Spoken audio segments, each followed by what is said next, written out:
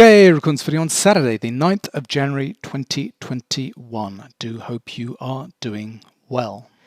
So I've been looking forward to recording this video. It's going to be on how to day trade and travel. Because if I consider myself a little bit of an expert on two things, it's tick charts and traveling and trading. Mrs. Emini-Watch and I have been traveling around the globe now for 11 and a half years. This, I think, is our 12th circumnavigation of the globe, working online, and for me, trading and working online while we're traveling. So this is a little bit of a summary of kind of tips and tricks and some of the things that we have learnt along the way. And was the result of a nice little comment from Stephen on YouTube that I got the other day after one of the other videos. Enjoy hearing about your travels, or been curious about your internet and workstation setup while traveling around the world. Possibly a video about the logistics of traveling in the future. Stephen, glad to. So this is where we kind of spend our time mostly. So this is since September 2009, after the financial crisis, kind of GFC kind of started 07-08. That's when our work patterns changed and we decided to travel and work online instead of kind of staying put in Australia.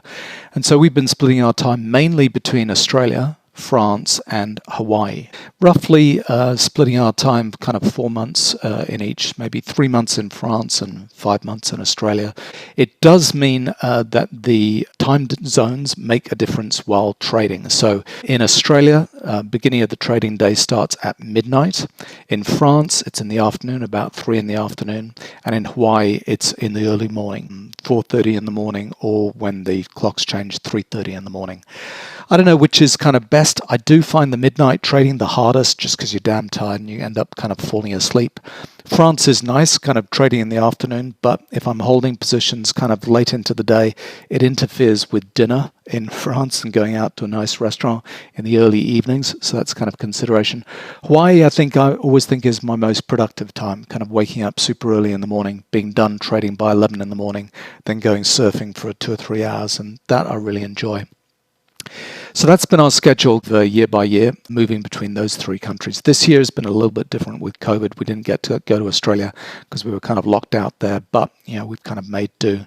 And then along the way, we've also stopped and visited other places, spent some time in New Zealand, in Canada, Japan, Spain, and also Majorca, the island of Majorca, Italy, and Sicily, again, the island of Sicily. Both Majorca and Sicily are just beautiful places and a little bit special and different from Spain and Italy, and then Bali and the UK. So been around quite a few places, all kind of fun to go visit. We tend to try and make a holiday stay on our way round. So when we are on our way to France, we like stopping in either Italy or Spain or something like that and spending 2 or 3 weeks there, kind of just having a proper holiday and kind of looking around the place. And just a caveat before we get into this, it looks like we are perpetual travelers and on some kind of 3 flags tax avoidance scheme by not staying in any one place. That's not the case. We are permanent residents of Australia. We pay our taxes where our taxes are due. And so this is not about avoiding taxes or anything like that. Years ago, I was interested in all these kind of tax avoidance kind of strategies and so on. But after the global financial crisis, all the tax havens were clamped down on heavily. And it's just not worth your trouble, in my view. So this isn't going to be about avoiding tax or anything like that. This is just about the practicalities of traveling and trading full time.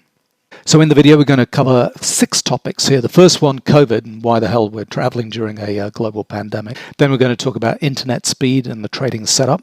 And then the accommodation, where we stay and why we stay. The practicalities of flying and car rentals and so on. And then healthcare and safety. So let's get into the first one, which is why the hell are we traveling during a global pandemic? People must think we're crazy. Well, I don't think we're crazy. Life goes on. We're young and healthy. Yes, this is a nasty bug that we have, and it is killing an abnormally large number of people in the last year. However, for people who are healthy, relatively young, no comorbidities and so on, the survival rate of this is something like 99.7%. So just put it in perspective.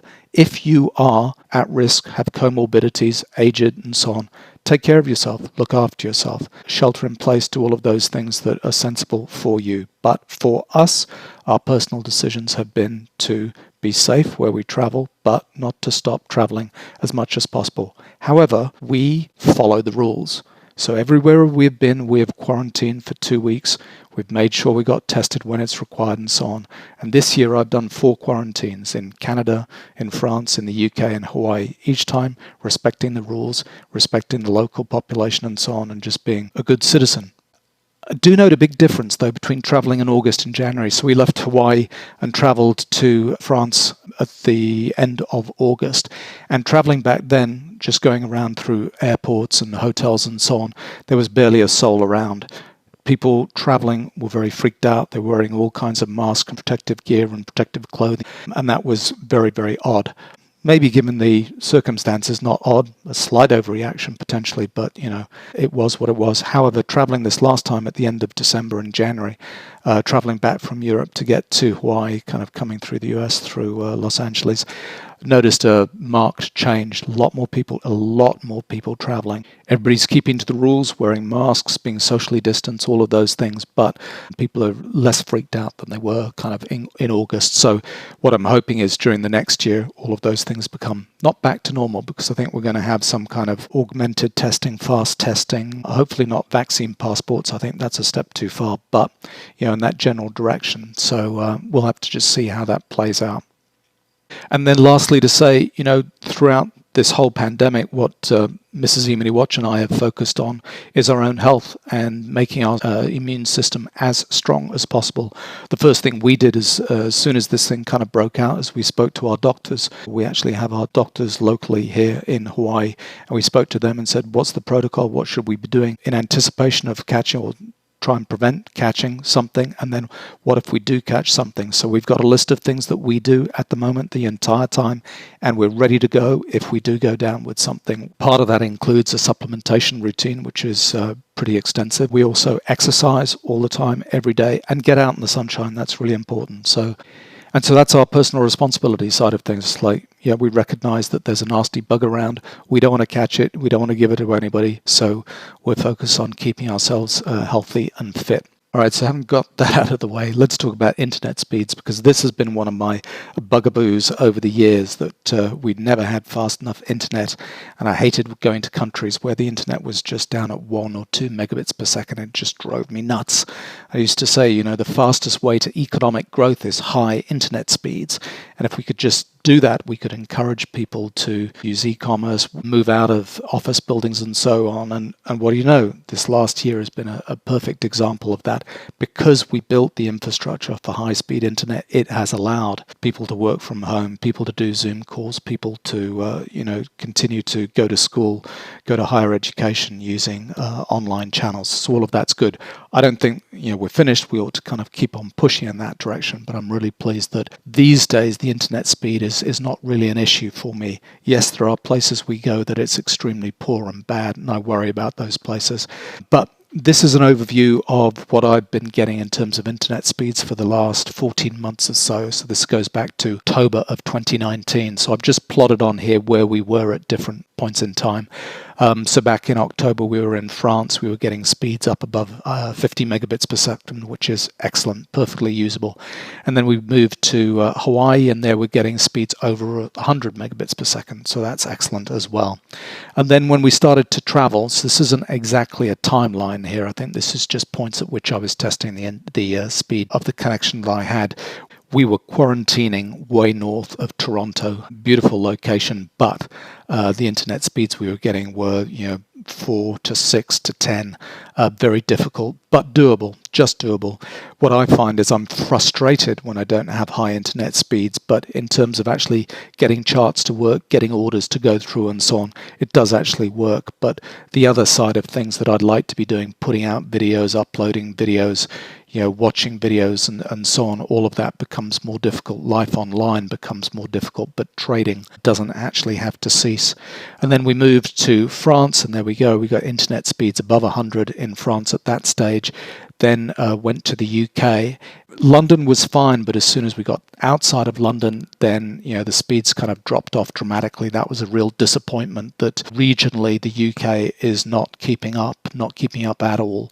And I thought the UK this year at least would have better speeds. I mean, London's great, and probably the big cities are great, but you get outside of the big cities and it's a disaster. I think that's a real shame. And then, to my delight, we arrived back in France to men working outside of our building in France, putting in fiber outside, and that's when we got this brilliant result here, 488 megabits per second. What a joy that was to see. That was the day they put in fiber. I think it's just fiber to the curb, so it wasn't even kind of all the way into us in the building itself. But that's what we got, and that was fantastic. And then traveling a little bit and then back to Hawaii. So we're back to 80 plus megabits per second. So internet speed isn't that great of an issue, and it just shows France, is just great at infrastructure. I love their roads, I love their train system and so on. Yeah, it's expensive traveling on the roads and so on, but they do infrastructure well. So hats off to the French, in my mind, leading the world. Not been to Korea lately. I know they're leading the world in terms of internet speeds and internet penetration, but well done, France. So, having said that, I do still take precautions because, having fast internet is only one side of things. The other thing is you have to worry about kind of outages and so on. There are places where, for me, it is still extremely frustrating. So Italy, Spain, Bali. Bali is better than when we visited last time about 5 or 6 years ago, but still I would imagine it would be frustrating there kind of now. So that's just preparing mentally for that frustration is important for me. The other thing is hotels. I'm always surprised with hotels, particularly, you're supposed to be catering to business travelers and so on, and the internet speeds in hotels in general are just crap. We find Airbnbs are a lot better. And one of the things that we do is we actually ask, before we kind of book an Airbnb, for a speed test. So we ask the owner of the Airbnb to go to their Wi-Fi in the property and log into, speed test and just show us what they're getting. They usually send us a little kind of image of that, and that's very helpful.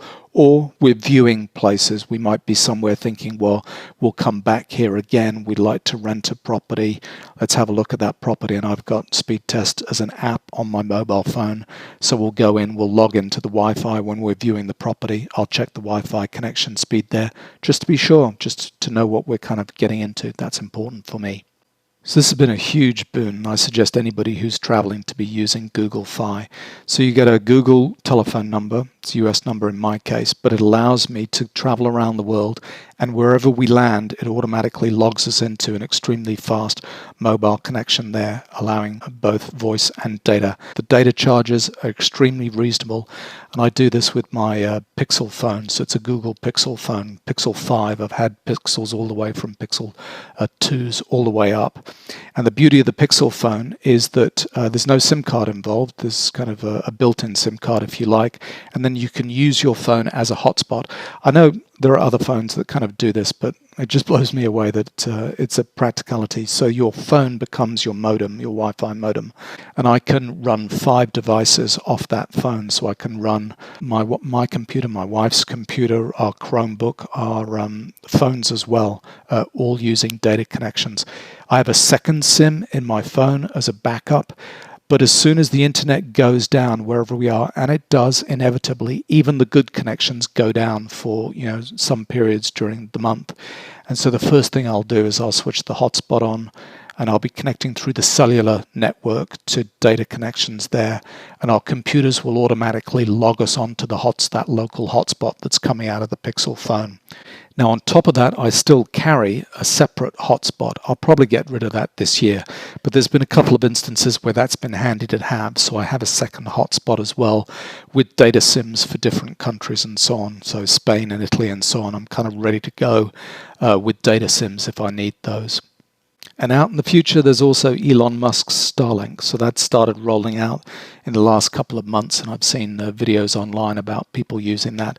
That's maybe too much to ask. I wouldn't be traveling around with my own kind of satellite dish, but it might mean that people who are renting Airbnbs in more rural locations, recognizing that there are people that want to work away from home or their offices or the city, can then go to more rural locations and get an excellent kind of internet connection. So that's kind of worth remembering is going to be happening in the next year or two, and I'm looking forward to that.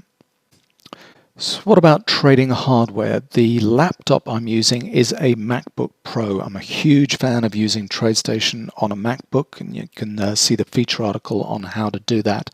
Years ago, I loved the MacBook Pro, the 17-inch MacBook Pro, and I think that machine I managed to spin out using for 4 years until I finally had to give it away when they got rid of those and went down to the 15-inch version, which for me was a big disappointment because that extra screen size is really nice to have, particularly with your trading kind of screens. Ideally, I'd have either 2 monitors or a large kind of monitor for my trading, but with traveling, that's not really practical. So as soon as they came out with the 16-inch version of the MacBook Pro, I immediately upgraded to that. So I've got a fully spec version of that. And I do expect when the Apple Silicon version of the 16-inch MacBook Pro comes out, I'll probably upgrade to that.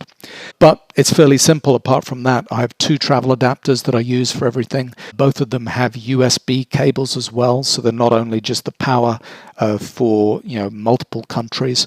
They've got the USB connectors, and they both have surge protection. So that's really important to have. So I have 2 of those just in case. But I don't have an extra screen. I used to carry around some Cat5 cable to be able to bypass Wi-Fi connections, because Wi-Fi basically halved internet speeds, and if you had a dodgy Wi-Fi, you can always put in a hard cable. I don't travel with that anymore. Haven't found the need. So the actual trading setup has been simplified over the years and cutting down a few bits and pieces, which is great.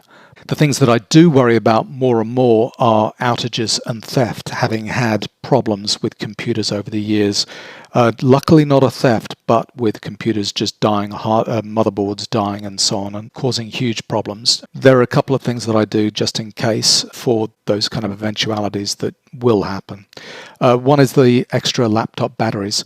So I've got a spare little battery that's useful for carrying around, just a portable one for your phone, and in a worst case scenario for the laptop itself. I also use a Chromebook. This is a Pixelbook Go from Google, which is great. It's a USB-C connected Pixelbook, and that effectively is just one massive battery. Yep, it's a computer that you can use kind of standalone, but in a worst case scenario, it's also a fully charged battery ready to go. So we are often getting outages here in Hawaii. If there are some kind of big storms that kind of roll through here north of Kauai where we are, we get a lot of rain, a lot of thunderstorms kind of roll through. So from time to time, the electricity does kind of go out.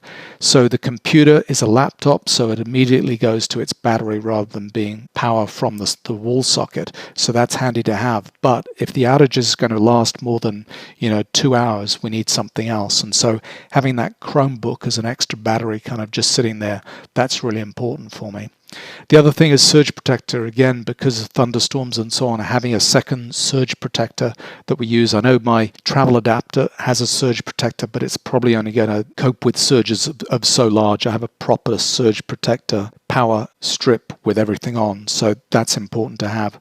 Another thing is having Google Drive. You never know if your hard drive's going to go down or your computer's going to be stolen.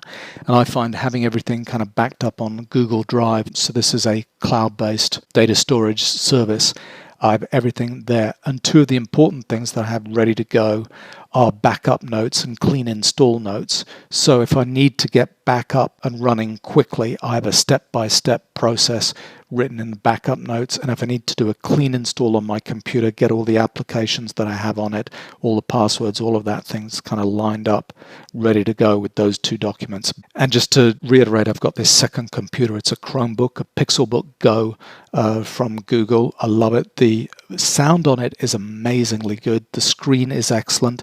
It's not a big screen. I think it's only about a 12-inch screen, 12.5-inch screen, something like that.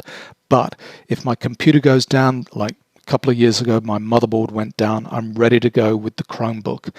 And that will allow me, although it's not a Mac OS or a Windows OS, I can get to TradeStation through a cloud-based virtual machine.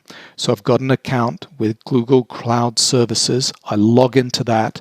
I install TradeStation. I can log into a virtual machine through the internet and bypass having an install on a computer that maybe has a crashed motherboard or has been stolen. So I've got a way around there.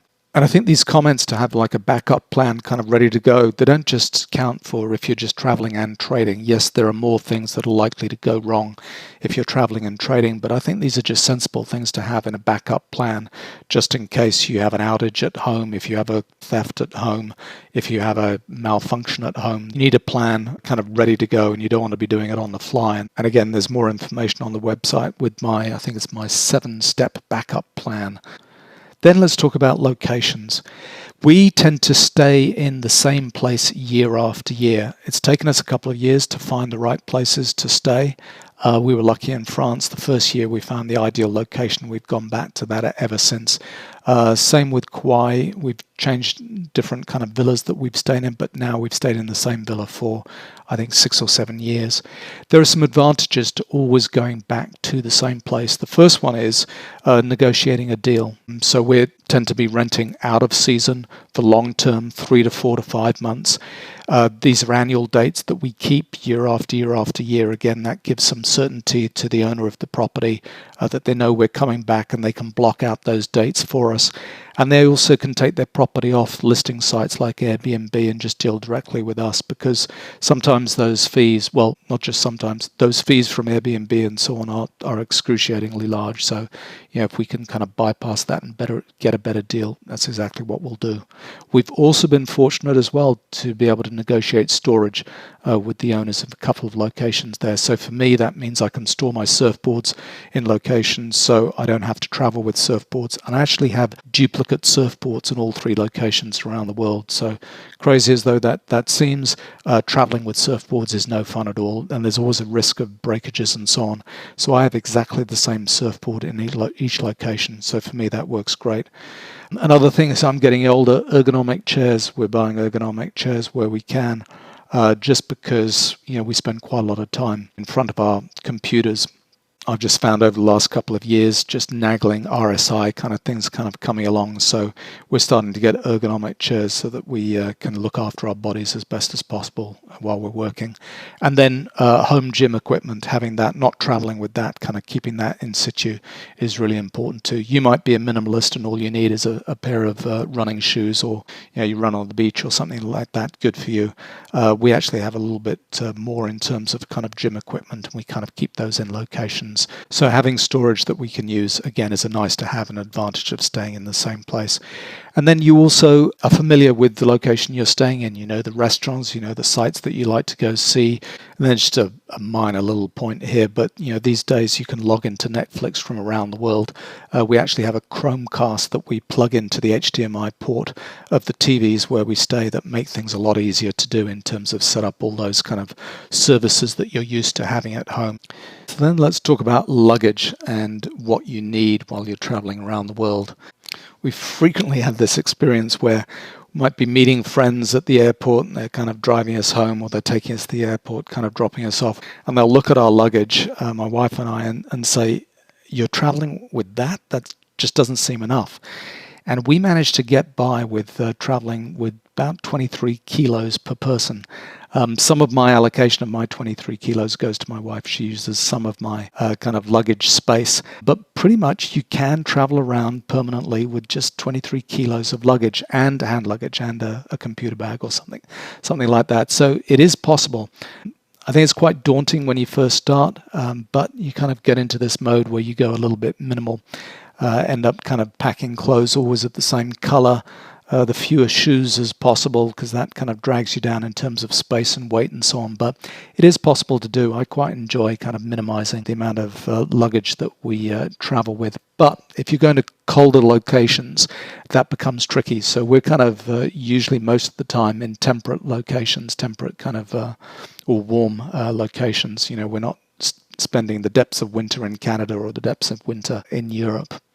Anyway, so this is just some suggestions, some of the things that we do. The lightest, strongest large bag that you can manage, and we find the Samsonite range of luggage to be fantastic.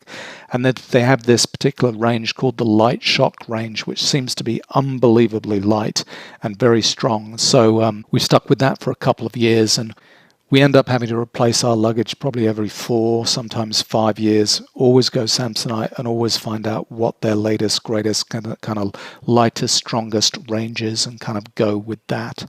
From time to time, you'll want to leave your luggage behind and then just take a duffel bag where you're going to a location. We had an example 2 or 3 years ago where we were going to Venice. If you've ever been to Venice, you'll know it is not a place that you want to trundle around your luggage. We ended up leaving our luggage in the Milan train station, taking a train with a small duffel bag to Venice and just walking to our hotel, and that was fantastic. So we both have one of these kind of expandable, packable duffel bags. They're very small, take up no room at all, and they're made of this kind of ballistic nylon, so they're super light but strong.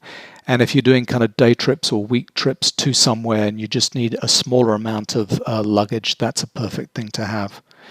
Now, having gone for the most kind of lightest, strongest luggage on the Samsonite side of things, my backpack on the other hand is quite heavy. My backpack is a GoRuck GR1 bag, the 26-liter version, and this thing is built like a tank, and it is rather heavy, but I don't know, I just absolutely love it.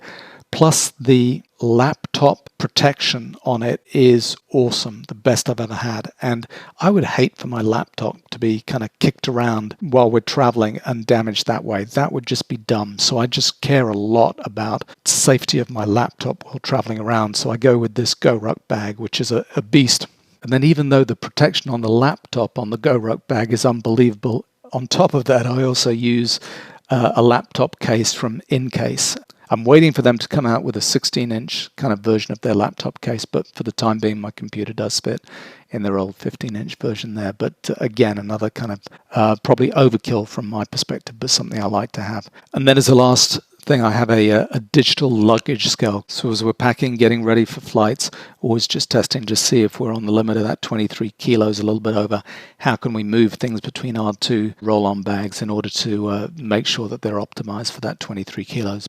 And then just a couple of comments about how to make flying easier. First thing is not to travel on weekends and holidays. Avoid those like the plague. You know, we tend to be traveling off season, which is good. We avoid school holidays as much as possible. Obviously this year with COVID, you know, it's been quite a different kind of scenario, but in normal times, just avoiding all of those kind of peak times is an absolute must. And then another thing I've been doing over the last couple of years, I just love this Pixel phone that I have, and I use it with a Beats X, an Apple Beats X headphone set, which is Bluetooth connected to the Pixel phone. So I don't travel with an iPad anymore. I just download all of the things I want to watch from either YouTube or Netflix or Google Play or whatever onto the phone and just connect up with the Bluetooth headphones and watch it on that. The screen on it is just unbelievably good, and so I don't have to worry about buying Wi-Fi on a plane or watching the movies that they have and so on. I've got all of that stuff all ready to go, downloaded for me on my phone. That's just something that's happened in the last year, and I don't know if it's a result of fewer people traveling on COVID or if they're having more problems with credit card fraud. But just the banks, in our experience, seem to be a little bit more willing to stop transactions because of potential suspicious transactions. And maybe because they see us traveling during a global pandemic, they think they can't be traveling. That must be their credit cards must have been stolen and so on. But anyway, just notifying the bank either online or over the telephone that you're traveling, where you're going to be, just is a wise thing to do. We obviously travel with multiple credit cards, so it's never kind of stopped us doing anything. But it's just a precaution that is worth doing. And then lastly, we've been very fortunate over the last couple of years to trade up from cattle class to business class. That's made a huge difference for our kind of mental health. We kind of arrive less jet lagged. The worry about the amount of luggage that we're traveling with is negated because we're usually allowed double the luggage allowance of economy. And it might seem like an extravagance kind of traveling business class, but during this kind of COVID pandemic kind of period, just traveling in your own little kind of business class cocoon where you're kind of more in a little bit of a pod type environment instead of out in the wild with everybody in economy class. Yeah, it does make a difference in terms of mental well-being and so on, but it's one of those things that we can't afford to do, and so we've decided to spend the money doing that. Before that, what we used to use was Priority Pass, which is a good little service which allows you into various lounges and airports around the world. That's well worth the annual fee to do that. And then the other thing that we've kind of traded up to in the last couple of years is long-term car rentals. Instead of just renting cars for days or weeks at a time when we needed them, we actually get a car full-time where we're staying, and that again, an extra expense, but it's something that makes life far more enjoyable. And then lastly, some comments about some of the things that will happen. Bad things will happen when you're traveling. We've gone through two major life events in the last 11 or 12 years. I talked about one of those on the Emini-Watch website years ago when my wife was beaten up and attacked in Paris, and she was badly hurt. That was a very, very bad experience for us to both go through. There's been another one that we've not talked about, but just to say, you have to anticipate that things are going to happen. One of the things we do not skimp on is travel insurance. We get the absolute best travel insurance that we can. And then as we get older, healthcare is going to become a bigger issue. I'm not sure how we're going to tackle that. I don't have any particular kind of recommendations. But for the time being, we just make sure we have extremely good travel insurance. The next thing is prepare to be robbed. At least have a plan. Hope to God it doesn't happen to you. But if it does happen, have a plan. So make sure all of your passwords are protected. I use the LastPass service for passwords.